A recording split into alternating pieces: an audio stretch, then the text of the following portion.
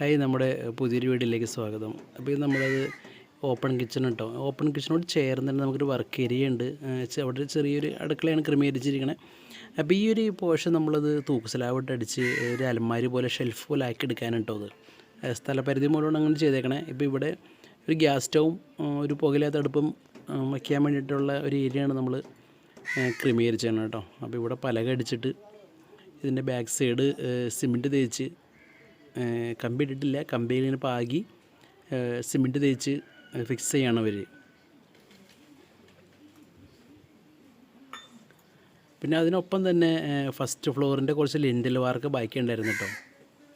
അത് കുറച്ച് നേരം മഴ കാരണം ഒരു ഷീറ്റൊക്കെ ഇട്ട് മൂടി.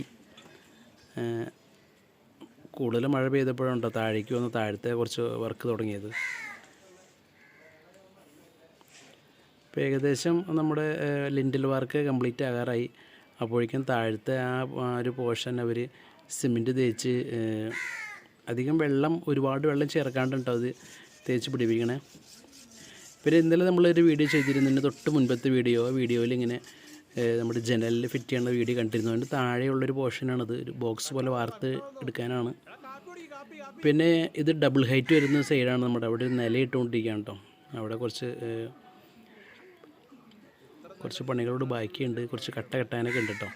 അപ്പോൾ അതിൻ്റെ ഇനിയിപ്പോൾ നിലയിട്ടാൽ മാത്രമേ അവിടെ നിന്ന് കെട്ടി കട്ട കെട്ടാൻ പറ്റുന്നുള്ളൂ. അതുകൊണ്ട് നിലയിട്ടുകൊണ്ടിരിക്കുകയാണ്.